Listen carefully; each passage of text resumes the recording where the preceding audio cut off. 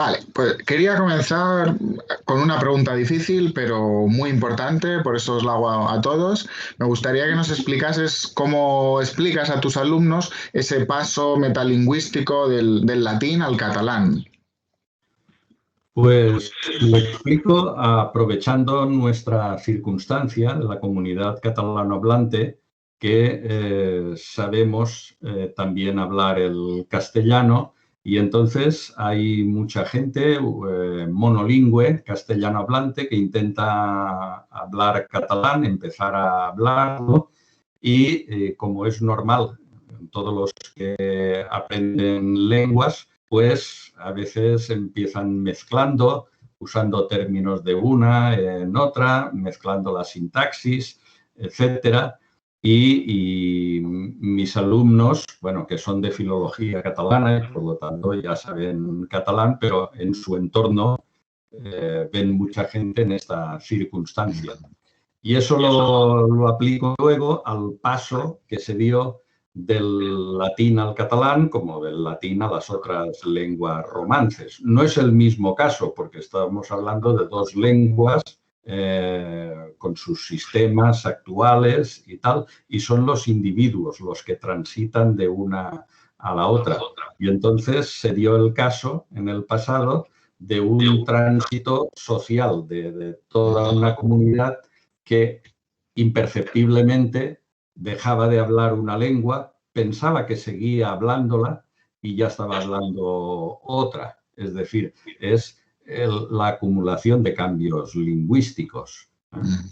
Tenemos el ejemplo del rey Jaime I, el conquistador, que decía en sus crónicas que él se expresaba en el nostre llatí, en nuestro latín.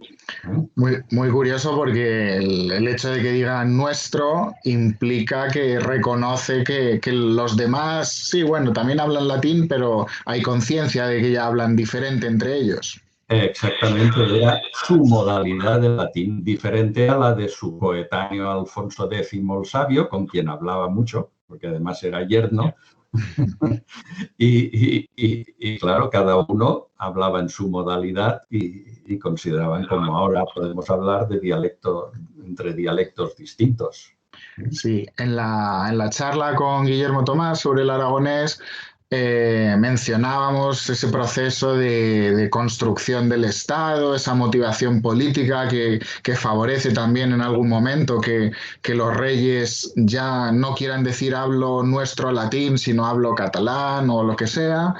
Pero también hay que recordar que abandonar el latín suponía una ruptura muy radical. El latín tenía un prestigio enorme y entonces también había muchos motivos para seguir diciendo yo hablo latín, aunque la gente fuese consciente que lo que ellos hablaban se parecía poco a lo que escribía Virgilio o Julio César, ¿verdad?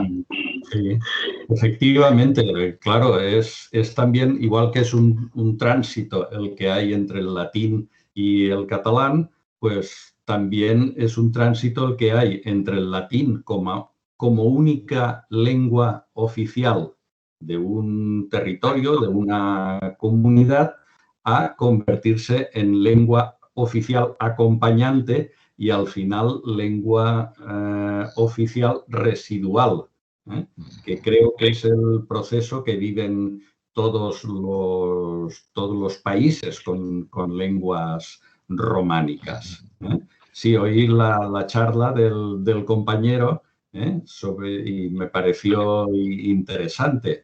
Por supuesto que yo observo en la historia de la lengua catalana que hay una estrecha relación entre el progreso del catalán, que va instalándose cada vez más como lengua institucional, y a costa siempre del catalán.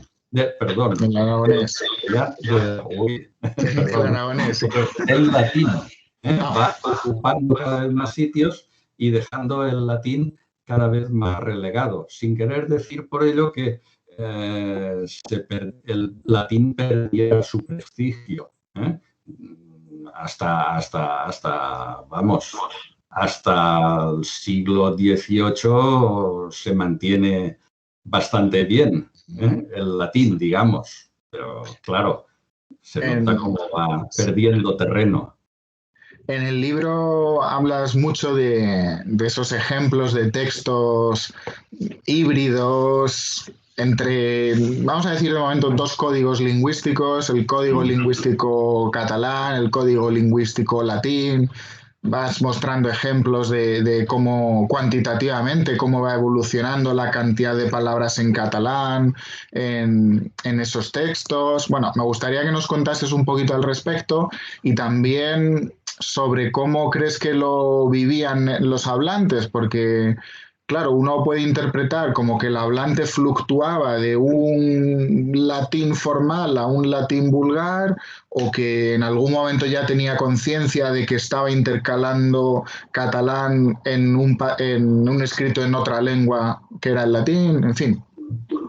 Yo más que de hablantes hablaría de escribanos, los que redactaban, ¿de acuerdo? Porque claro, en el tiempo que empieza a aparecer el catalán, las primeras palabras, las primeras glosas, desde el siglo IX, etcétera, pues ya no hablaban latín. Ahora intentaban escribir siempre en latín. El intento estaba presente, pero con el mundo feudal, que se crea mucho vocabulario catalán, mucho vocabulario agrícola también, catalán, románico en general.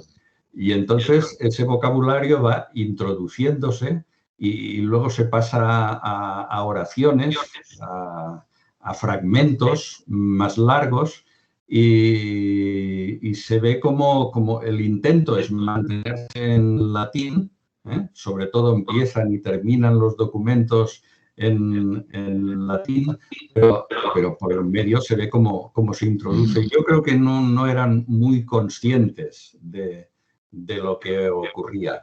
Y hay un fenómeno que observo que se detectó contemporáneamente entre los sociolingüistas, Shanna Poplack, por ejemplo, estudiando el habla de los puertorriqueños en Nueva York, que es famoso aquel artículo suyo del año 80 que dice: a veces empiezo a hablar en español y termino en inglés. Bueno, el título en inglés, Sometimes.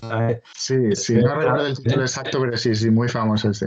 El cambio de código. El cambio de código que en el contexto de una misma oración, en el contexto oracional, se introduce una oración de relativo, por ejemplo, en otra lengua, y luego se vuelve a la lengua inicial. Aquellos puertorriqueños que medio hablaban inglés y que intentaban mantenerse en el inglés no lo conseguían, y había esa mezcla que llamamos cambio de código cuando infringe los límites de la sintaxis de la oración. Eso es lo que he detectado yo en los documentos del siglo XI, que intentaban redactarlos en latín, claro. Y parte de esa hibridación yo creo que era inevitable, no es siempre hay una intención. Estoy pensando sobre todo en el léxico, cuando tienes que poner por escrito un nombre árabe, un nombre germánico, para el cual no hay una ortografía establecida en latín clásico, cuando hay una innovación técnica y que para la cual tampoco tenían una palabra los autores clásicos, pues no es que quieras hablar catalán en mitad de un texto latino, es que no había una palabra latina, claro. Claro, y o la latinizan o hacen el intento. Todo eso se va acumulando, no conocen tan bien el latín clásico como en épocas anteriores, y al final sube la presencia de catalán en esos textos, ¿no? Claro. Además, en el caso del catalán también es muy interesante que además se suele decir, hay un paso del latín al romance y del romance a las lenguas románicas, pero en el caso del catalán tenemos también un paso intermedio en el que se veía catalán y occitano como dos variedades de la misma lengua, ¿verdad? Sí, casi diría a veces dos lenguas, bueno, hermanas son todas las románicas, pero esas serían mellizas, quizá, no iguales. Pero también se daba la circunstancia política, que es importante tenerlo en cuenta, es decir, la estrecha relación que tiene la Cataluña naciente o la Cataluña bella, con el mundo occitánico a través del Imperio Franco y todo, del que logra independizarse a partir de un momento dado, pero cuando ya logra esa independencia política y luego más tarde la eclesiástica, que no llega hasta el siglo XII, pues se continúa cultivando el occitano, que en principio se pensaba que era la misma lengua. Es decir, los poetas catalanes no escribían en catalán su lírica, sino en occitano o provenzal, llamaban más bien provenzal, y sobre todo la variedad de la región de Limoges, Limoges, que está muy dentro. muy arriba, pero esa consideraban que era la variedad buena y ellos se esforzaban por cultivarla.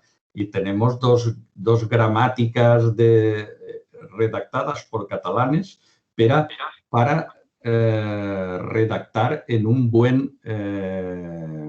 en una variedad digna de occitano. Occitano es el nombre que decimos ahora, ¿no? Pero, y al principio no distinguen. Bueno, hay una nota significativa. La primera de estas gramáticas no distingue entre lo que hablan en Cataluña, además le incluye como una de tantas regiones que están hasta llegar a la Provenza, el Languedoc, hasta llegar a la de Limoges, más al norte. Y la segunda de estas gramáticas ya es consciente que se trata de otra lengua, pero ellos siguen redactando en esta lengua que llaman provençalès, mientras que dice que ellos hablan en catalanesc. Dice, si se os escapa alguna palabra en catalanesc, sepáis que no sé qué, y va dando instrucciones. Entre esas dos gramáticas, que pasa aproximadamente un siglo, digamos que hay la adquisición de conciencia que se trata de lenguas diferentes. O sea, corrígeme si me equivoco, podríamos decir que al principio sí lo veían como la misma lengua y luego quizá era la inercia de ciertos géneros literarios, lo asociaban con el provenzal y era como, por hacer una comparación, si yo hoy quiero hacer música country, pues lo normal es que la componga en inglés y no en castellano, ¿no? Claro, por ejemplo, bueno, ocurría lo mismo con las cantigas de Alfonso X el Sabio, que usaba el gallego, otra lengua distinta, mientras que existían los poetas, los trovadores catalanes que se expresaban en otra lengua, ya existía una prosa en catalán. Ramon Llull, Arnau de Vilanova, ya escribían textos filosóficos en catalán, por tanto la prosa en una lengua y las crónicas en una lengua y las otras en la otra. Y van adquiriendo, igual que van adquiriendo conciencia de que hablan ya algo que es bastante diferente y que se podría llamar lengua, ellos no lo tenían muy claro, de las lenguas circunvecinas, pues también a partir de un momento se dan cuenta que esa lengua de la que ya quedan separados a partir de un momento políticamente, siempre es significativo, eso, pues ya es otra. Y la política va muy relacionada.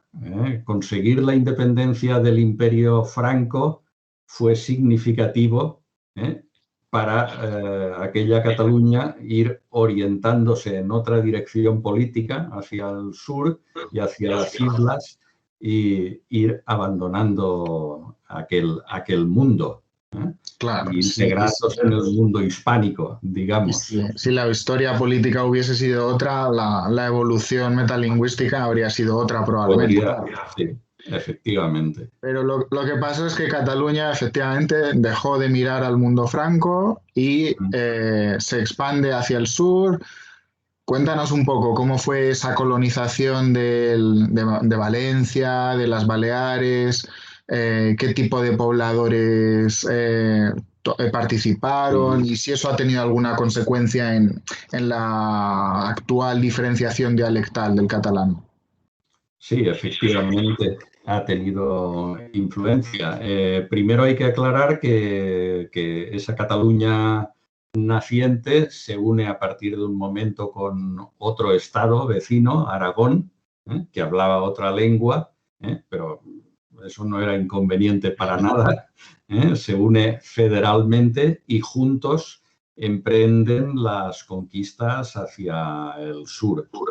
Cuando ya están completos o consideran que están completos como Aragón y Cataluña, empiezan nuevas conquistas a territorios que serán nuevos. No hay una distinción clara con la modalidad castellana, que era ir ampliando el territorio que conquistaban. Y a partir de ese momento, quizá imbuidos por su carácter federalista, los nuevos territorios que conquistan, las Islas Baleares y el que se llamaba Sharq al-Ándalus, el este de Al-Ándalus, es decir, el que sería después el Reino de Valencia, pues los dotan de instituciones nuevas dentro de esa corona. Eso por el lado político. El lado demográfico es también muy significativo, porque por el quizá acuerdo tácito que tenían entre Cataluña y Aragón, las Islas Baleares son de Cataluña, conquista exclusivamente catalana, además miraban al mar y Aragón no, hacia el interior, pero Aragón sí que estaba al interior y se podía ocupar del Reino de Valencia. Pero los catalanes, con Jaime I, el rey de todos, que a la cabeza, deciden que no lo dejarán solo a los catalanes, a los aragoneses. Y la conquista se hace con catalanes y aragoneses. Lo que pasa que demográficamente había más catalanes y logran extenderse más en el futuro Reino de Valencia. Aproximadamente hay, según las investigaciones de un historiador de la Universidad de Valencia, Enric Guinot, que ha sido muy meticuloso en su recorrido por los diferentes archivos locales, pues aproximadamente hay un 70% de pobladores catalanes y un 30% de pobladores aragoneses en el Reino de Valencia. Mencionaba, perdón, un apunte, sí. Mencionaba en la charla sobre el aragonés, Guillermo, que como reino se cree más o menos que el ratio demográfico era por cada aragonés había 1,5 catalanes. Sí. Y sin embargo ya nos cuentas tus 70-30 en lo que es la repoblación de Valencia, salieron ganando más de lo que les tocaba si hubiera sido un reparto equitativo, sí. Bueno, claro, eso va como poderío político de Cataluña en esa unión, sí. No sé si sería tanto criterio político, puede que influyera como también, digamos, necesidad de la gente de Cataluña por emigrar, porque los ejércitos van por delante, pero después vienen detrás los pobres, las familias que no tienen para ganarse el sustento en allá donde viven y quizá había más necesidades en Cataluña en aquel momento, diferentes circunstancias. Hay una una confluencia película de factores, sí. muy interesante que recomiendo, por si la quieren buscar en Internet, aunque es de la época pre-Internet, que se llama Tramuntana. Ajá. Tramuntana. La versión original es castellana, aunque habla de la repoblación del Reino de Valencia. Y es muy humana porque se ve como un pelotón del ejército, digamos, de Jaime I va a un pueblo del Pirineo y allí les anima a ir a habitar al Reino de Valencia. Y pues se juntan pues, uno que era soltero, no tenía familia, estaba por allí solo, otra familia que no tenía muchos recursos, en varias carretas y se ve todo el recorrido, las penalidades que pasan, etcétera. Yo no la conozco, pero la buscaré, tiene buena pinta, sí. Tramuntana, sí, hay actores famosos españoles que salen y todo. Pero está muy bien por eso, porque se ve como había una intención política por parte del rey a establecer. Lo que sí que hizo Jaime I fue intentar que fueran de sus colonos, de sus dos reinos. La población en aquel tiempo es mal de saber exactamente qué población había a principios del siglo o durante el siglo XIII en Cataluña y Aragón. Ya del siglo XV tenemos algunos datos indirectos, pero probablemente también había más en Cataluña o en Aragón. Estaban mejor en aquel tiempo y no necesitaban tanto, o los nobles que en sus señoríos animaban a venir, pues había muchas cosas pueden ser. Muchas circunstancias. Y bueno, por lo que me preguntabas de la distinción dialectal, es muy, muy curioso el hecho de que, claro, de Cataluña parece ser que ya teníamos dos grandes dialectos. El dialecto oriental, que es el que posee la vocal neutra, pronuncian casa, y los occidentales que pronunciamos casa, las vocales más claras para el oído castellano. Entonces se mezclaron y parece que el predominio fue para los occidentales, que son los que de Lérida, Tortosa, que limitan con Aragón.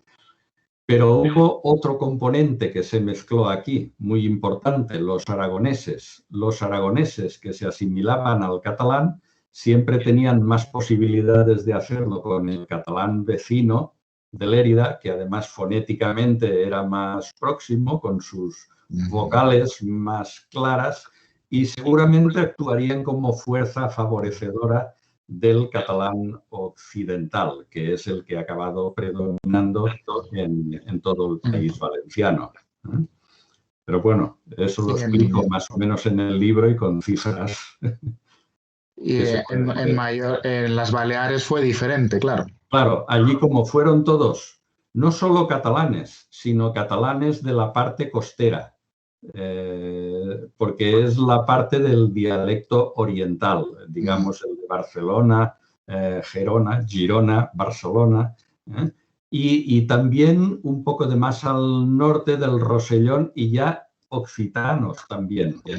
Occitanos también fueron a las Islas Baleares.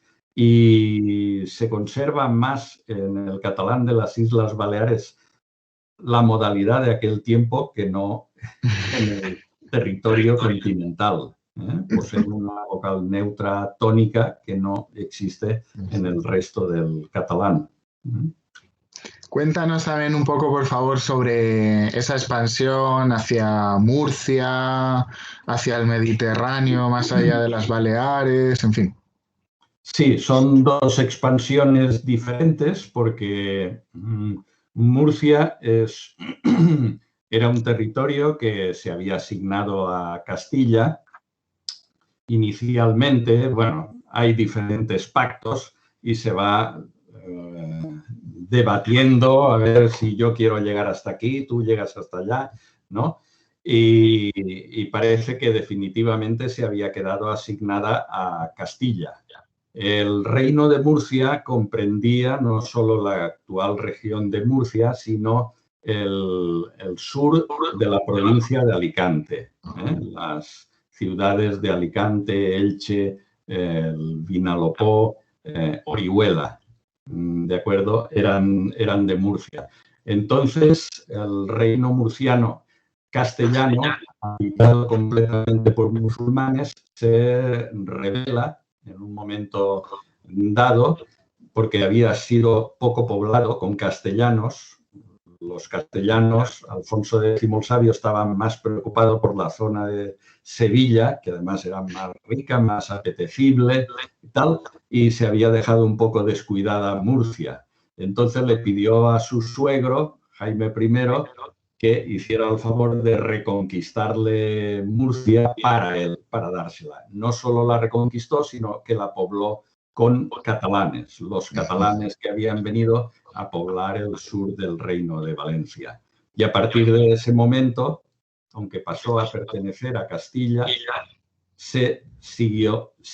los catalanes siguieron hablando castellano y digamos que demográficamente se impusieron a los castellanos originarios.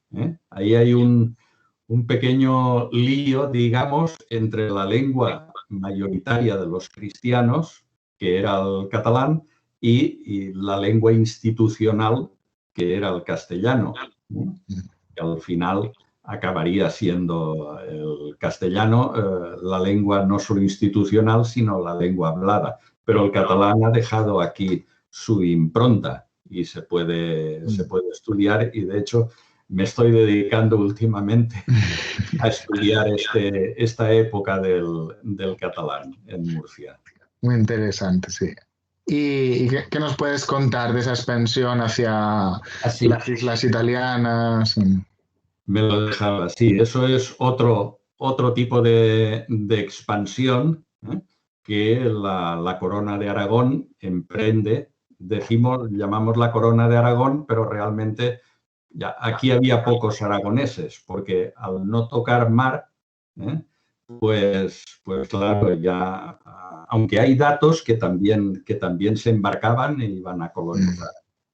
Sobre todo las islas de Cerdeña, Sicilia, el reino de Nápoles, que era al sur de Italia, llegan hasta Grecia, y en unos sitios se implantan más, logran más colonización, traer más colonos catalanohablantes, y en otros sitios ya no llegan tanto. Por ejemplo, la isla de Cerdeña fue la más poblada, aunque no se llegó a sustituir el sardo, pero dejó su huella el catalán hasta en el sardo actual, en el vocabulario, incluso nombres de pila de personas han perdurado en la isla de Cerdeña actual. Y respecto a la única ciudad, del único punto en clave, diríamos, que habla catalán en la isla de Cerdeña, no es por cambio, por sustitución de lengua de los sardos autóctonos, sino por expulsión de todos los sardos que se resistieron al rey Pere el Cerimoniós, como era conocido, Pedro el Ceremonioso, como era conocido, y la pobló con catalanes, absolutamente. Y conservan su catalán de entonces mezclado con el sardo y con el italiano, naturalmente, que se ha superpuesto a ambas lenguas actualmente. Pero sí, bueno, fue una expansión realmente grande por el Mediterráneo y también comercial. Se instituyeron muchos consulados por todo el Mediterráneo que se llamaban cónsols de catalans, para proteger a los mercaderes, en fin, y esto perdura hasta el siglo XVI, bastante tiempo. Sí, hubo una época ciertamente de expansión política muy importante. Luego, ya sabemos, se da la unión de las coronas de Aragón y de Castilla y bueno, poco a poco comienza la castellanización. Lo cuentas muy bien en el libro, ese proceso de castellanización y de hacerse bilingüe las sociedades es muy diferente en el Reino de Valencia que en Baleares y en Cataluña, ¿verdad? Claro, claro. La castellanización penetró mucho más en el Reino de Valencia. ¿Pero por qué lo hizo? Porque era el reino más poblado de los cuatro de la corona de Aragón. Y Valencia, la capital, era la ciudad más grande, no solo de la corona de Aragón, sino de Castilla y Aragón juntas. Bueno, creo que competía con Sevilla. Estaban a la par. Entonces era una ciudad muy atractiva, muy cosmopolita, atraía mucha población, era vista como la capital de la Corona de Aragón, aunque no existía una Y, capital. y de hecho, lo cuentas en el libro, el modelo lingüístico en la época era el de Sí, Valencia y no el de Barcelona. muy importante, sí, sí, en todo el catalán, en Cataluña, en las Islas Baleares también, el modelo que se consideraba a seguir, el modelo que podemos llamar hoy estándar, Sí, eh, estándar, ¿eh? prestigioso. prestigioso era ese. Además, era el de todos los escritores de nuestra literatura clásica catalana del siglo XV. Todos eran valencianos. Es que era, claro, ese atractivo cuando se unen las coronas de Aragón y de Castilla es visto incluso por escritores castellanos ya más tarde, en los siglos XVI y XVII, que hay quien se va a vivir o pasan temporadas en Valencia, debían ser los primeros turistas, Lope de Vega, Lope de Rueda, el teatro, y entonces va penetrando castellano en ámbitos cultos, sobre todo en Valencia, ¿eh? Y también la literatura y porque era la lengua, deja de ser el catalán lengua de prestigio, incluso la modalidad valenciana, y pasa a ser sustituida por otra lengua, en principio extranjera, porque era de Castilla, era otro reino, pero la nobleza se agarra a eso y el hecho de poseer una lengua que los distinguiera digamos, del pueblo, ya pues siempre la clase dirigente ha querido distinguirse y eso hace un efecto muy grande y en fin, que Castilla también era más poblada. En cierto modo, recordando ahora las palabras del compañero de Aragón, eh, lo que ocurría dentro de la corona de Aragón, en que el catalán era la lengua más hablada, más usada, pero no en marginación del aragonés, que se mantenía en su territorio y en los usos incluso de la realeza, de la Casa Real. Cuando se une la corona de Aragón a la corona de Castilla, claro, se une una corona, un país que tenía, grosso modo, 1 millón de habitantes, con otro que tenía unos 5 millones.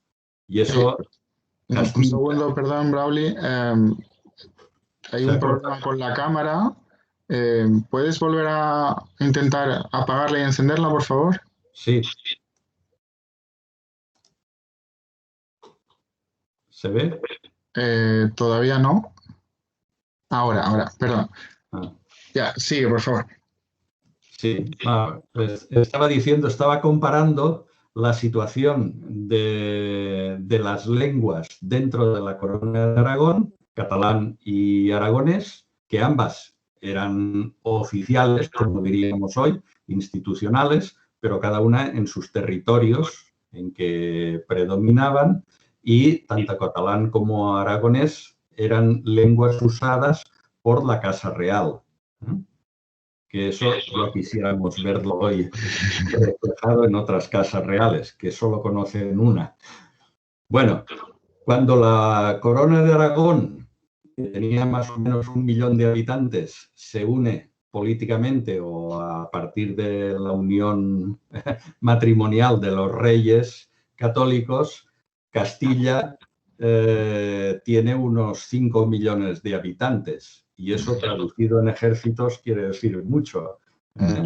Y es significativa la cifra. Y el hecho más importante es que la corona, la Casa Real, en vez de quedarse en la Corona de Aragón o seguir con la itinerancia a que estaba acostumbrada dentro de la Corona de Aragón, Zaragoza, Barcelona, Valencia, cuando pasa a unirse las coronas de Aragón y de Castilla, la Casa Real se traslada a Castilla y ya no se mueve de allí. Claro, eso provoca que se pierda con el tiempo el sentido de unidad de ese Estado. Y cada comunidad, digamos, éramos como comunidades autónomas, Cataluña, Valencia, las Islas Baleares y Aragón empiezan a mirar a otro centro. Un centro. Esa era exactamente mi siguiente pregunta.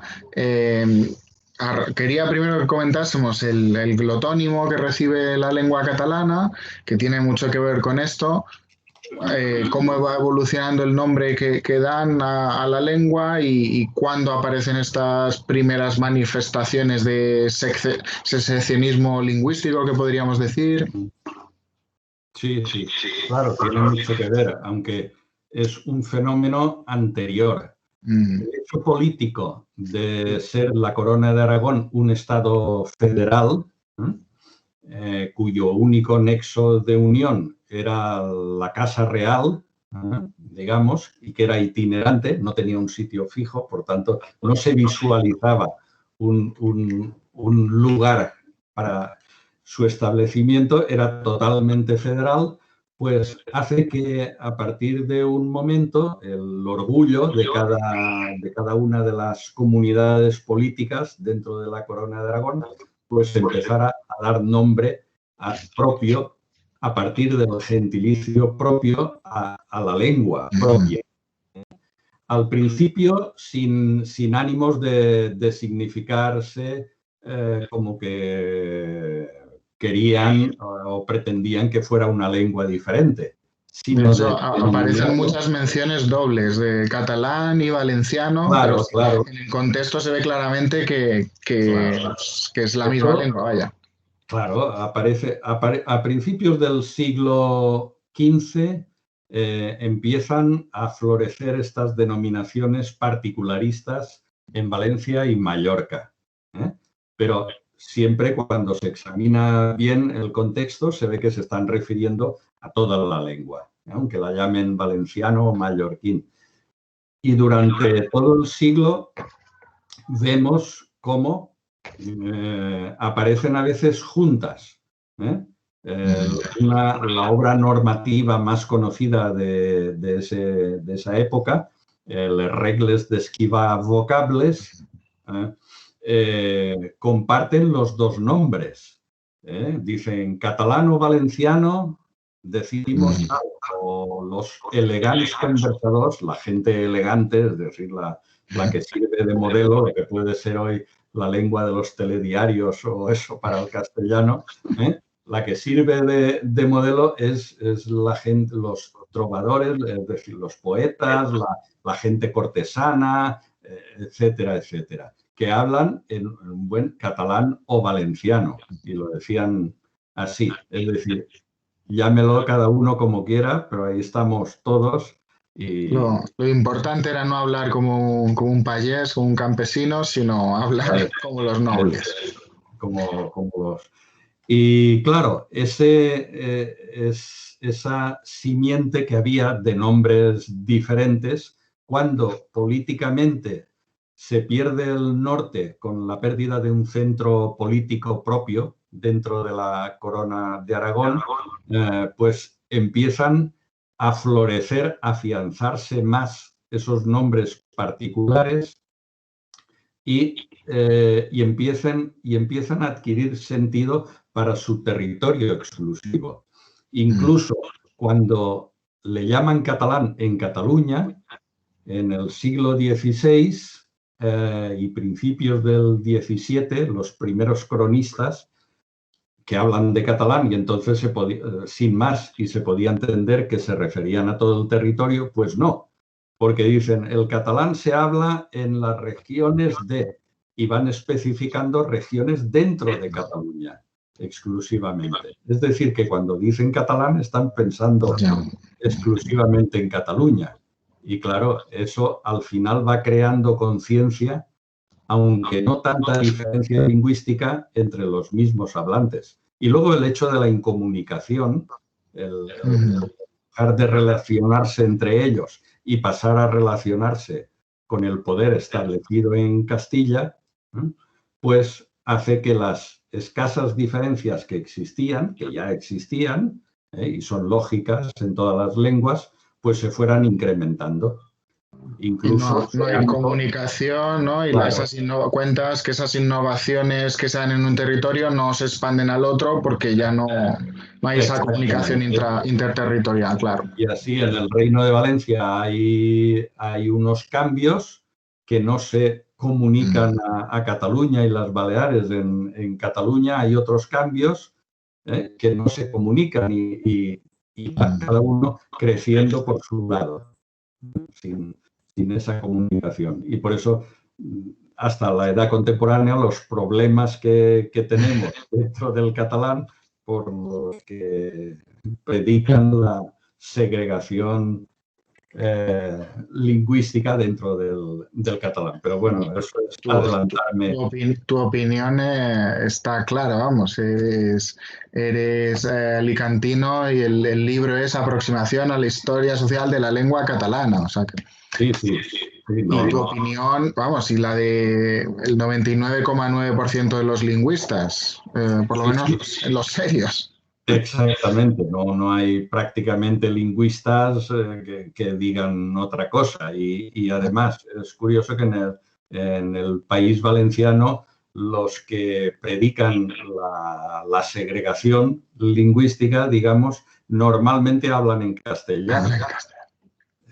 Es decir, que hay otros motivos a los estrictamente lingüísticos y normalmente no saben cuáles son las diferencias exactas, porque a veces salen con palabras que son de uno u otro indistintamente de todo el ámbito catalán. Esta palabra la decimos los valencianos, pero resulta que también la dicen los otros.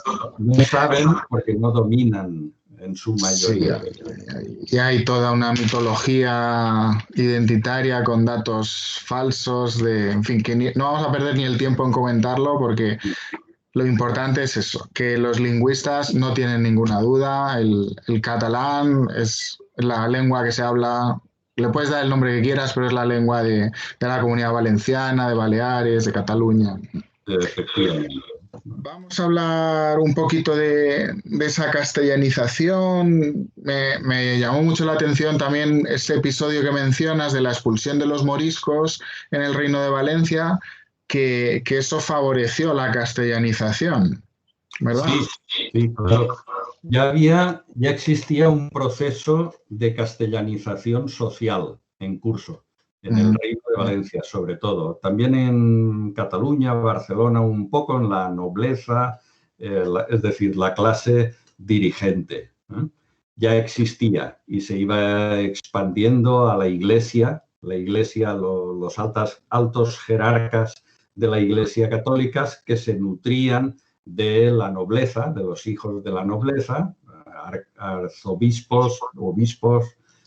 Con el efecto de arrastre que tiene de la gente que quiere llegar a esas posiciones. Claro.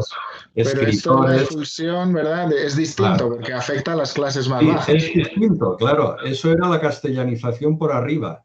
Pero luego resulta que por bajo se produce otro hecho, como es la expulsión de los moriscos, digamos que eran los valencianos antiguos de toda la vida, porque los que habían venido del norte eran extranjeros, en fin, que se apoderaron del territorio y se hicieron valencianos y a los otros se quedaron como moros, aunque racialmente y en todo eran iguales, descendientes de los antiguos íberos. Bueno, el caso es que vivían en apartados, en barrios, guetos, rabals, que se llamaban, de las ciudades, en territorios más inhóspitos o más de secano, etcétera. Habían sido como arrinconados. También en zonas de huerta vivían muchos. Era una población que había ido disminuyendo en el curso del tiempo desde la conquista cristiana.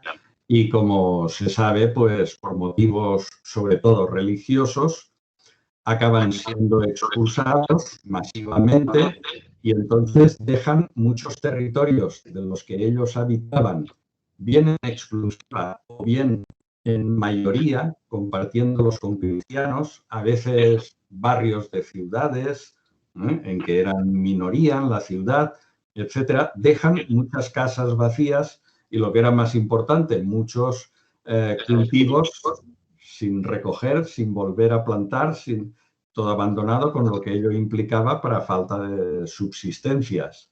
Entonces se hace necesario repoblar esas tierras.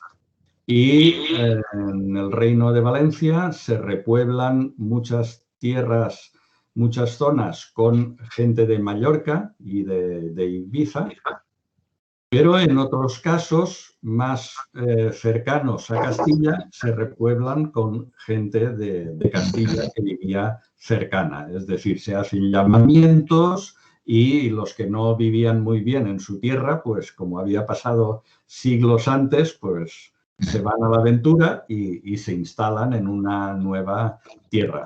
Por ejemplo, la población donde vivo actualmente y la que yo nací es Elda, donde vivo, y nací en Novelda, al lado. Son dos poblaciones que eran habitadas en un 80% por moriscos y un 20% aproximadamente por cristianos. Esos 20% se quedan en Elda y Novelda pues solos durante prácticamente medio siglo XVII. Poco a poco van llegando gente nueva, no solo de Castilla, sino de otros sitios cercanos, de la Huerta de Alicante, de la Folla de Castalla, de Alcoy, de zonas cercanas, van llegando y se van mezclando con la población autóctona, los cristianos viejos que había, más los nuevos que llegan. En Elda acabaron predominando los castellanohablantes, que venían de zonas castellanas, y en Novelda, que están a una distancia de 12 kilómetros, acabaron predominando los catalanohablantes. Y entonces unos se asimilaron a otros. Eso hizo que la frontera lingüística se hiciera más sinuosa, que no era hasta ese momento. Y actualmente, por estas tierras del sur valenciano, pues no es tan nítida la frontera como cuando está clara la línea, porque te acercas más a la costa y te encuentras pueblos que son castellanohablantes y luego más lejos de la costa y más cerca de Murcia te encuentras pueblos catalanohablantes, en fin. Todo según esas dinámicas en conjunto, para el Reino de Valencia, que perdía, pues no sé si un 30% de la población, pues que se instalara un 30% nuevo, pues supuso cambios. Cuando esos eran castellanohablantes o acabaron predominando, supuso un debilitamiento para el catalán en las clases populares, que se estaban debilitando por arriba con digamos, el mal ejemplo al mantenimiento del catalán de las clases altas, que aunque era institucional y era oficial y lo usaban por escrito, pero su voluntad se notaba que era otra, de introducir el castellano.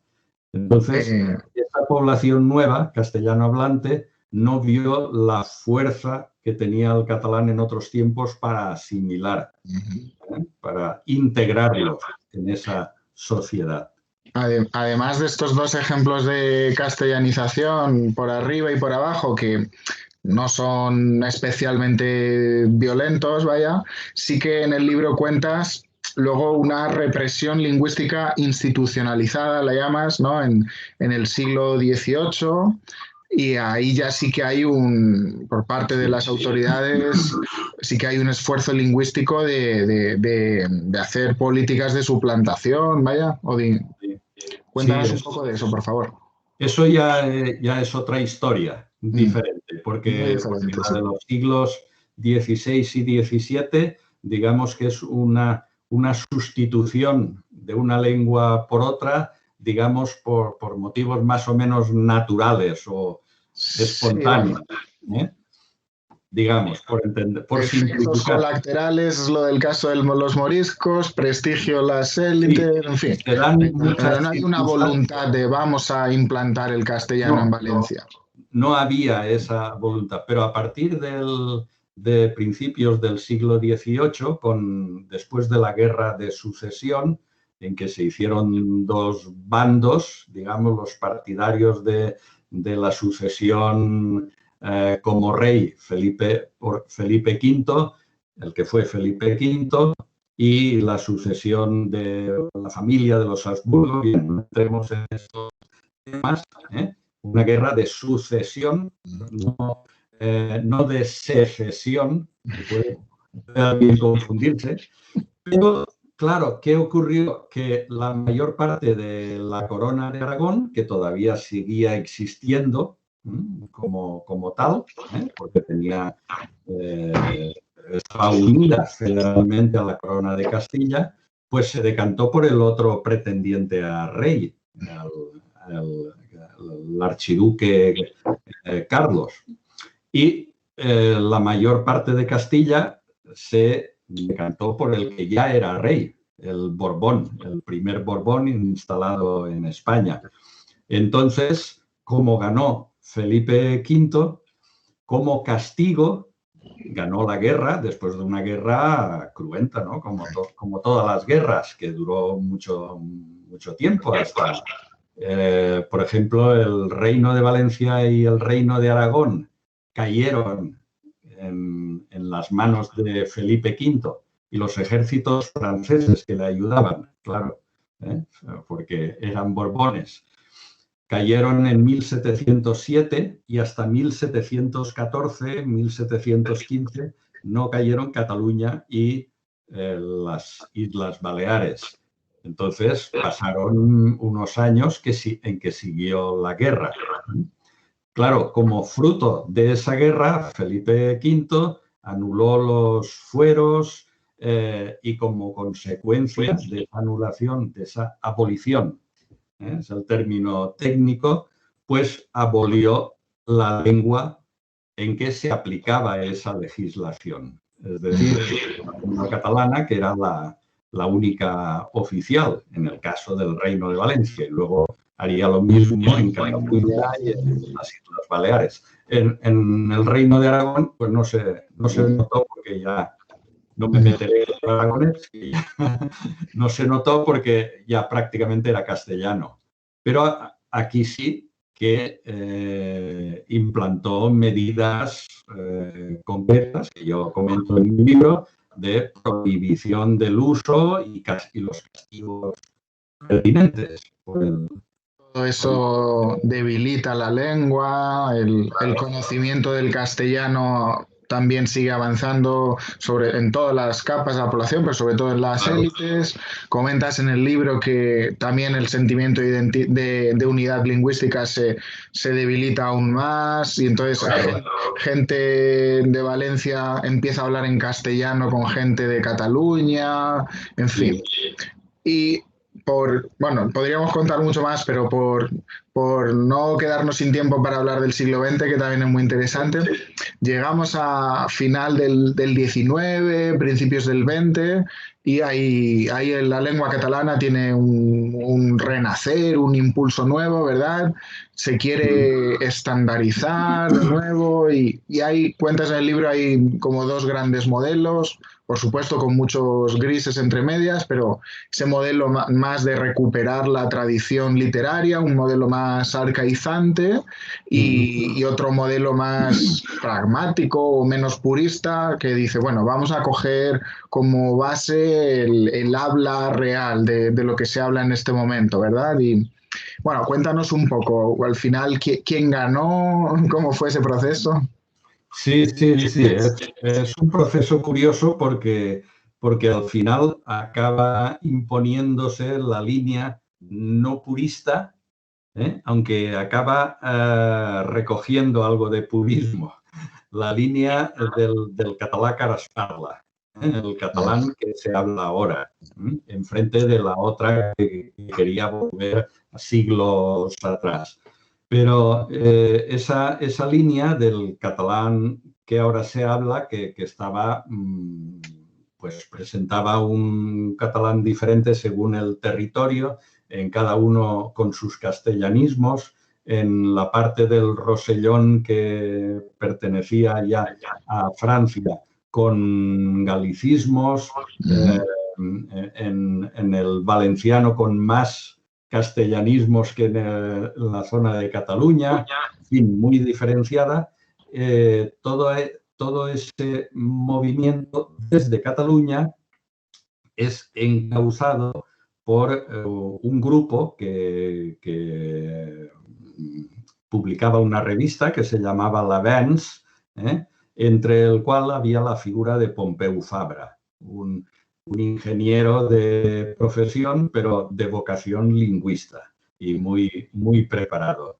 Y entonces fue dirigiendo ese catalán actual que ahora se habla, sobre todo en la conurbación de Barcelona, que ya era la ciudad más grande del Exactamente, territorio. se habían cambiado las tornas, ahora Barcelona era más Totalmente. importante que Valencia y eso se va a dejar sentir en ese proceso, claro, de estandarización. La demografía ha sido siempre importante para las lenguas porque la parte fundamental residía como reside hoy día en Barcelona y su área de influencia, y entonces lo encauza de tal manera que consigue que se olviden algunos castellanismos muy crudos, que se le imprime a la lengua una normativa, consigue conectar, y eso es importante, con las autoridades de la Generalitat de Cataluña, que lo erigen en el lingüista oficial y se crea el Institut d'Estudis Catalans, que era la Academia de la Lengua, y entonces desde Cataluña, que era la zona más potente en la lengua catalana, como lo es hoy día, pues se pasa luego a las Islas Baleares y al País Valenciano mediante contactos, gente interesada, y se va implantando ese modelo con sus modalidades balear y valenciana, pero que básicamente tiene un fundamento en el catalán de Barcelona, que es en el que se basa digamos, el catalán normativo de hoy día, con muchísimas correcciones que hemos ido haciendo que seguimos haciendo hasta el día de hoy. Sí, pero se nota que no ganó esa vertiente más purista. Efectivamente, sí. Es una mera apreciación anecdótica, subjetiva, pero ya ahora que estoy aprendiendo gallego, sí que me pasan más situaciones en las que digo una palabra que los hablantes de gallego no conocen, aunque oficialmente la palabra está en el diccionario, y cuando aprendí catalán eso me pasaba muy poco. Recuerdo, por ejemplo, en clase de catalán me insistían en que barco dijese vaixell y luego iba a Barcelona y todo el mundo decía barco, pero eran ejemplos muy concretos. Sí. Vaya.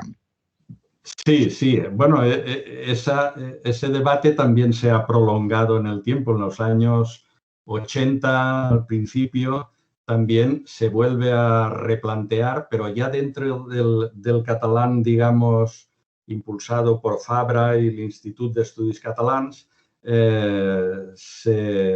hay una corriente más que se llama, con un anglicismo, el català light, en que se introducen palabras como esta, que eran castellanismos muy usuales, pero muy poco en relación al volumen total del vocabulario. Y el catalán heavy, el catalán duro. Bien, después de unas cuantas cartas al periódico y tal, pues eso más o menos pasó. Y este debate quedó centrado más bien en Cataluña, porque en el País Valenciano el debate era entre una modalidad más próxima a la de Cataluña, que llamamos convergente, no de la convergencia política, pero o una más propia. mirando lo clásico valenciano, pero que coincide con lo catalán, y otra modalidad más bien particularista que busca más la diferencia. Más o menos, todavía se mantiene más o menos hoy esa línea. Tú que conoces muy bien a los lingüistas valencianos, ¿cómo es un poco el sentir general hoy en día respecto a esa cuestión? El que predomina tanto en las universidades valencianas como en la misma Academia Valenciana de la Lengua, que es otra institución al lado del Institut d'Estudis Catalans, pues predominamos claramente ya me incluyo, los partidarios de ese valenciano convergente con el resto del catalán. Es decir, no buscando las diferencias, sino las similitudes. Y el otro, digamos que, aunque no niega la unidad, busca más las diferencias, pues es muy minoritario. Incluso en la Academia Valenciana de la Lengua, que últimamente ha llegado a un acuerdo de colaboración. Tú eres miembro, ¿verdad? Si no me equivoco. Sí, soy miembro de las dos instituciones, agente doble, del Institut d'Estudis Catalans y de la Academia Valenciana de la Lengua. Entonces, hemos constituido un acuerdo que llamamos para trabajar la lengua normativa conjuntamente, limando las diferencias y para avanzar en esta línea. Eso muy recientemente, lo firmamos a un año o eso. Oía hace poco tiempo a Miguel Pradilla hablando de la normalización y decía como que, por supuesto que la estandarización es muy importante, pero que había que poner mucho el foco en la normalización, en conseguir que se hable más catalán. Y tú vives en una zona en la que no se habla mucho catalán, valenciano, vaya.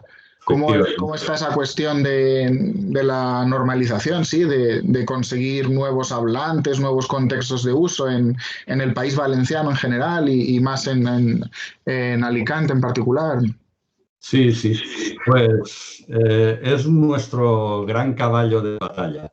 Es mucho más importante el uso o el desuso o el poco uso que tenemos que si es un modelo de una lengua más convergente o más particularista. Lo importante es usarla. Y claro, es que venimos de una época a mediante siglo XIX en que las dos grandes ciudades valencianas, Valencia y Alicante, sus burguesías urbanas, emprenden el mismo camino que había emprendido la nobleza valenciana en el siglo XVI, que es el abandono en la transmisión familiar a sus hijos del catalán. Y claro, ese problema, digamos que ese abandono, mejor dicho, se ha ido extendiendo, sobre todo por las dos ciudades y por otras de cierta relevancia. Claro, deshacer ese camino, que gente a la que no se le han hablado sus padres, no solo sus padres, sus abuelos y a veces bisabuelos, pues es muy difícil porque ya no la sienten como propia. A algunos sí, y se da más en Valencia esa recuperación que en Alicante. En Alicante es más costosa. Quizá porque Valencia está rodeada de muchos pueblos de la huerta valenciana que la alimentan constantemente con nuevos migrantes o con gente que va diariamente, afluye diariamente. Y en cambio Alicante tiene un hinterland que llaman los técnicos en esto muy poco catalano hablante, solo exclusivamente por las comarcas del norte, la zona de Galcoy, La Marina y eso, pero del sur, Orihuela, que ya se castellanizó en el siglo XVIII, y otros del Vinalopó, como Elda, pues animan poco. Los que se castellanizaron en el 18 y los que empezaron en el 19, como Alicante, claro, han ido mermando de hablantes. Y lo que intentamos es, sobre todo eso, la creación, los nuevos hablantes, que no la han tenido de sus padres, pero que pueden tener alguna conexión y tal, pero nos está costando realmente. Vamos a seguir ahora hablando de todo lo que está pasando en la actualidad y finales del 20, pero no me quiero dejar un periodo histórico importante, así que volvemos en el tiempo un poquito. La represión lingüística durante la época de Franco, como la dictadura en general, ¿cómo afecta eso al catalán? Sí, pues fue una renovación de la represión que había iniciado Felipe V. Bueno, quizá Felipe V no se enteraba mucho, pero sus válidos, sus consejos eran los que ya desde tiempos anteriores lo venían tramando. No es por disculpar al rey, pero suele pasar eso. Y entonces, después de un tiempo, digamos, de más o menos relativo descanso, con la época liberal, luego la República, sobre todo la República, que se intenta recuperar la oficialidad de las lenguas, en Cataluña se consigue, en el Reino ya no. En el País Valenciano estamos a punto, pero ya es el año 38, con la guerra terminando y no se consigue. Y entonces, después de ese más o menos valle de prohibiciones, viene la dictadura y ¿qué hace? Pues renovar e incrementar las prohibiciones. Prohibiciones que ya no solo se limitan a la lengua escrita, la lengua de la administración y tal, sino al mero hecho de hablarla. Por ejemplo, en Alicante me ha contado la gente que he entrevistado en entrevistas de historia oral que en el campo de fútbol, animando al equipo local, el Hércules, pues la Guardia Civil, si oía que lo animaban en valenciano, pues o les detenían o les reprimían. Yo recuerdo de niño ir con mi madre a unas cabinas telefónicas para hablar con mi padre, que durante un tiempo vivía fuera. Entonces entrábamos a esas cabinas como los locutorios que han existido hasta hace poco, ¿no? Y allí ponía una plaquita, por teléfono, hable en español. Claro, yo les tiraba de las faldas a mi madre, le decía, mamá, que aquí s'ha de parlar en castellà. Uy. Es decir, ¿pero qué me dice? Ella no tenía costumbre de leer, pero hasta ese punto, la represión franquista es que fue, claro, muy, muy dura. Incrementó la que ya venía de tiempo atrás. Y como en el País Valenciano no habíamos recobrado la oficialidad de la lengua desde 1707, pues claro, ya estaba muy, muy alicaída, y con la burguesía que ya había abandonado la burguesía de Alicante y Valencia, la lengua. Entonces, quedaba poco donde agarrarse. Y los maestros, hasta mi maestro de escuela, llamó a mi padre un día, como llamó a cada uno de los padres, para que nos hablaran en castellano en casa. El maestro es que era franquista, pero más que franco. ¿Eh? Es decir, que hasta ese punto... Esa anécdota del maestro diciendo, no, hazlo por el bien de tus hijos, háblales en castellano, la cuenta exactamente igual también Enrique Monteagudo en su libro. Efectivamente, sí, sí. Se había extendido. Y también las congregaciones de monjas que tenían colegios también insistían mucho en este punto. Es decir, han hecho mucho daño a la pervivencia y la transmisión familiar del catalán, ¿no? Como de las otras lenguas, claro, españolas. Luego vino la transición y bueno, que duda cabe que le sentó muy bien al catalán con toda esta ganancia de contextos de uso, sobre todo en la educación, ¿verdad? Así en perspectiva, ¿cómo valoras tú todos estos más o menos 50 años que han transcurrido? Así, ¿qué es lo positivo, qué es lo negativo, lo que se podría haber hecho mejor? Sí, bueno, lo que hemos conseguido ha sido recuperar la oficialidad y con ella la dignidad de la lengua, porque la gente, el pueblo llano, considera que una lengua, si no están las instituciones, si no la habla el presidente de la Generalitat, si no aparece escrita en carteles oficiales, pues no es una lengua, como cuando la gente que te puede decir, o que te decía en otro tiempo, no, es que el valenciano té gramática. ¿Cómo que no te, claro, no entendían lo que era eso, que no querían decir, no se estudia la escuela, está fuera de la escuela. Pues con eso ya dejas una lengua fuera de juego totalmente. Eso es lo que hemos ganado. Claro, simultáneamente han continuado otros procesos, como el proceso de interrupción de la transmisión, que en las ciudades grandes, Valencia y Alicante, se ha llegado a las clases populares, se ha ido extendiendo. Claro, esas clases populares pueden ir a escuela, aprender una lengua que no hablan, y es difícil que la asuman como propia. Es difícil. En algunos casos se consigue, pero son minoría. Y entonces, por eso avanzamos, pero retrocedemos.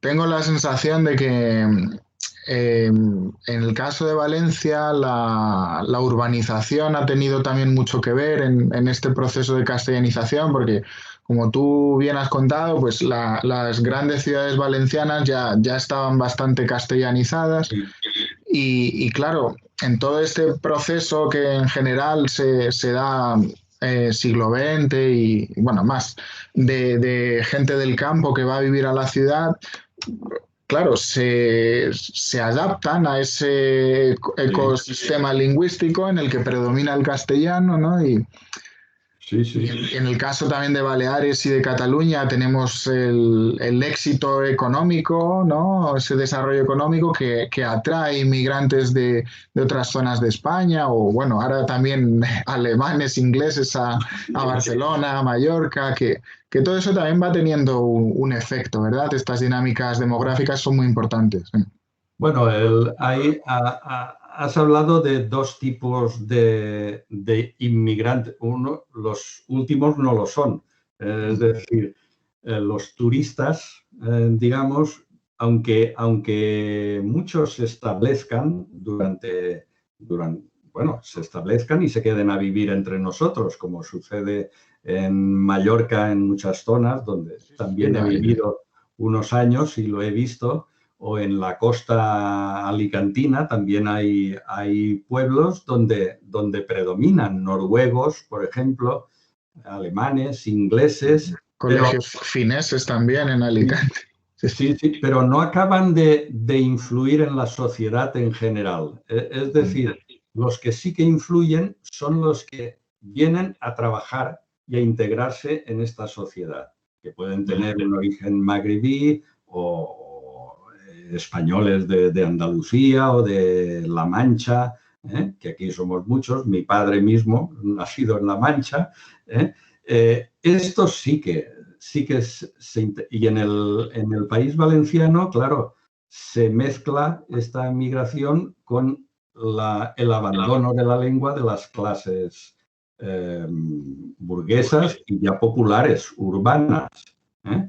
Y en Cataluña y las Islas Baleares, que no se ha producido o se ha producido más débilmente el abandono propio de los propios catalanohablantes, se suman unos contingentes migratorios de gente que va a vivir y trabajar, que claro, trae su lengua, el castellano, o trae otras lenguas y utiliza el castellano como interlengua.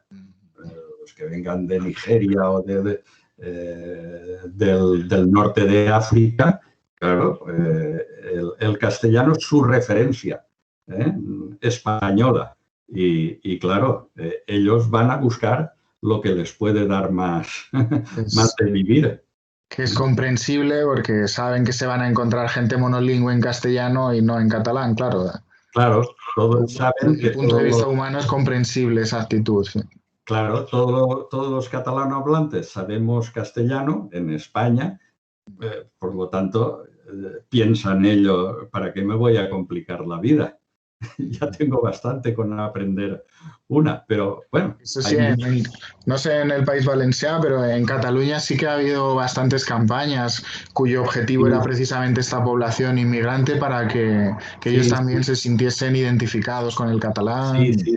Allí hay muchas campañas dirigidas en ese sentido porque, claro, la propia población catalanohablante de origen no ha abdicado de su lengua. Entonces, la normalización lingüística se dirige hacia esa población. En el País Valenciano nos tenemos que dirigir a los propios valencianos que descienden de esas clases que han abdicado. El porcentaje de catalanohablantes puede bajar por varias causas. Una, que falle la transmisión familiar, y la otra es que venga gente de fuera y no aprenda catalán. Efectivamente. O que se sume en el caso del País Valenciano. Sí, claro. Que lo tenemos todos.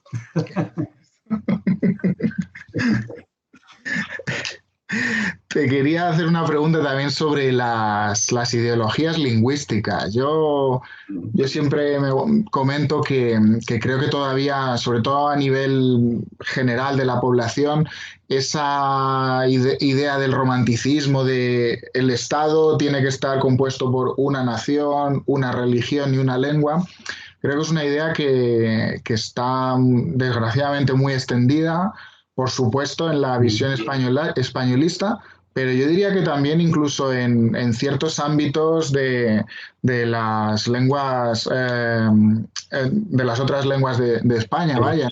No sé muy bien tú que vives, que eres hablante bilingüe, que vives en una zona oficialmente bilingüe, si crees que efectivamente, que todavía también en la parte catalana esa ideología del romanticismo todavía tiene mucho peso, o crees que no, que sí que hay una cultura del bilingüismo, de valorar también el castellano, en fin.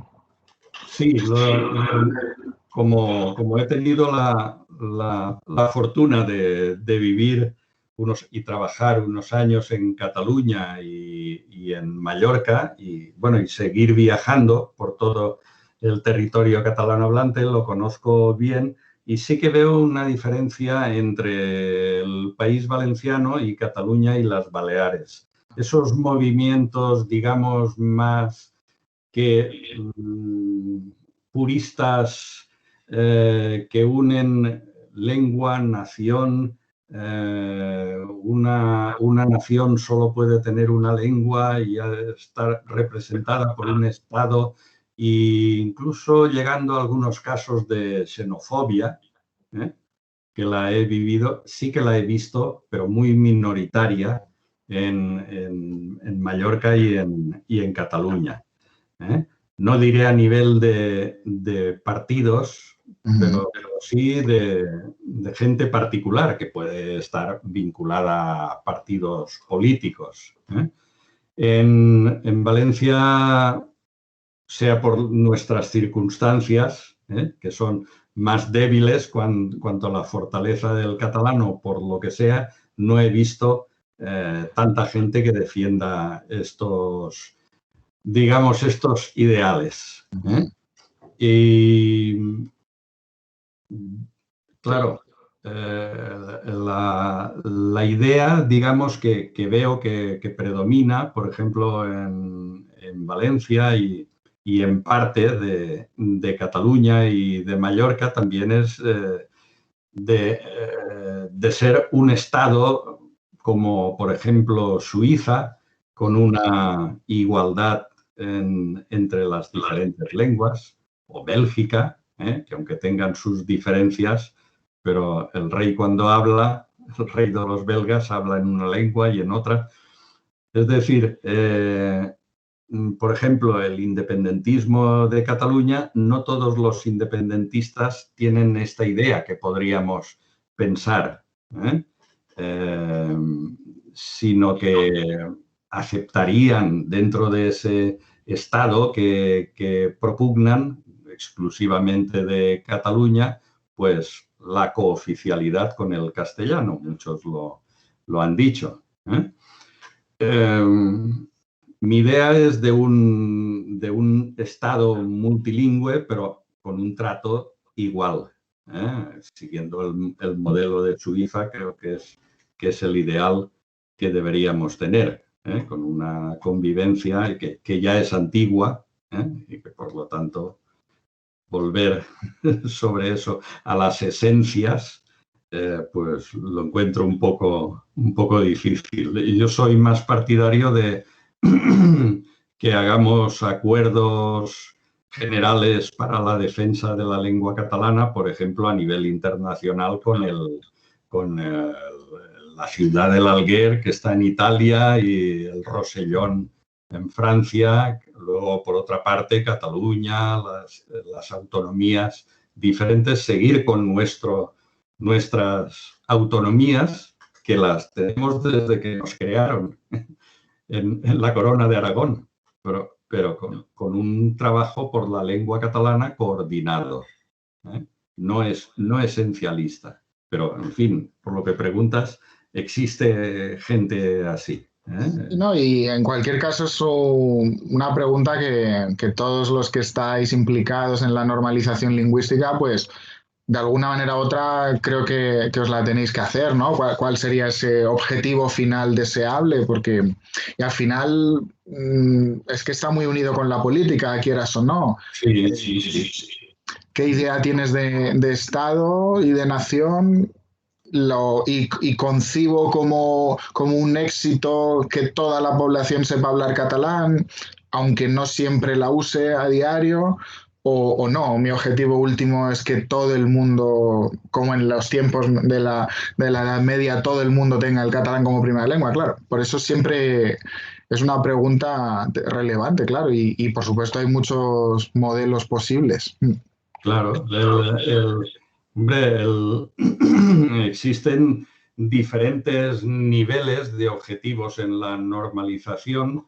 Yo creo que el más razonable de alcanzar es que todo el mundo en los países catalanes sepa hablar catalán, que unos lo tengamos como primera lengua y que lo podamos seguir transmitiendo sin problema, que otros lo tengan como segunda lengua y que, bueno, si son funcionarios, no nos hagan cambiar de lengua si decidimos ir al médico o ir a Hacienda o lo que sea. Es decir, que todos sepamos las dos lenguas y que vivamos en un Estado políticamente federal y respetuoso con las lenguas, con una libertad individual, pero también colectiva. Es decir, las lenguas que necesitan más defensa que tengan esa protección del Estado y de la autonomía correspondiente. No sé si... Sí, sí, no, ha quedado muy, muy claro, muchas gracias. Voy a aprovechar, antes de que se me olvide, para recordar que en la Universidad de Mainz tenemos a un colega de la Comunitat Valenciana, Manu, que precisamente da clases de catalán, así que si alguien, claro, de modalidad valenciana, así que si alguien que nos esté viendo tiene ganas de aprender catalán, lo cual recomiendo totalmente, pues que se ponga en contacto con él o conmigo y ya le indicaré Pues que sí. bueno, es una experiencia muy bonita y el catalán tiene una cultura muy rica, una literatura muy rica y precisamente quería acabar con eso esta entrevista. Te quería pedir que nos hicieras dos recomendaciones, una literaria para quien no conoce la literatura catalana y otra de turismo para que sea algún lugar bonito de la Comunidad Valenciana, porque los alemanes ya sabes que conocen las Baleares Sí. perfectamente, Barcelona también, así que vamos a animarles a ir a la Comunidad Valenciana. Pues puedo unirlo en una misma recomendación. A ver, creo que me lo he dejado por aquí. Sí. No sé si se podrá ver. Es No se lee, la, pero se ve la foto, sí. la foto se ve, es Isabel Clara Simó, es una escritora que murió hace poco, que es alcoyana, de Alcoy, y que vivió toda su vida, casi toda su vida en Barcelona, allí con el mundo literario catalán.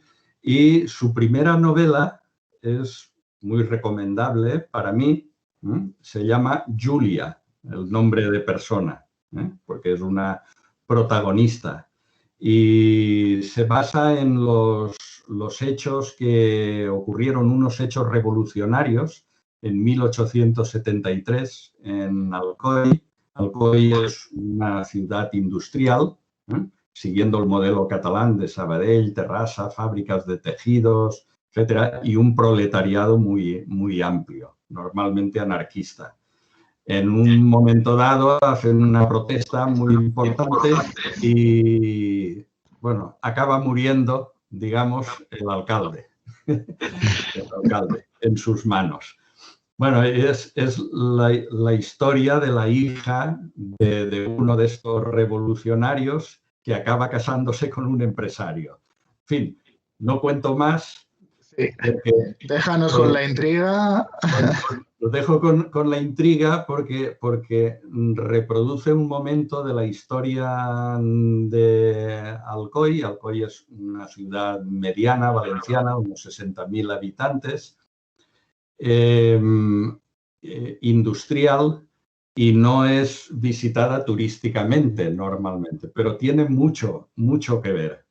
Tiene un modernismo muy importante, que es su burguesía la que creó toda esta industria y tal.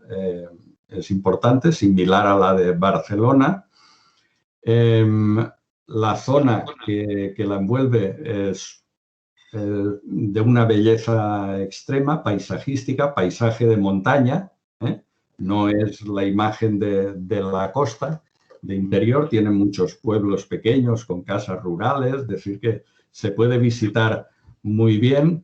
Se han organizado visitas literarias recorriendo el recorrido de Julia, por allí, por Alcoy, y una cosa importantísima para los que quieren aprender catalán, es que tenemos en esta zona de Alcoy, Xàtiva, Gandia, Cullera, Denia, toda esta zona, tenemos, digamos, el valenciano que más apreciamos. Se ha conservado el que más apreciamos hoy día. Justamente les regles de trobar vocables del siglo XV denigraban ese valenciano, ese catalán que se hablaba allí.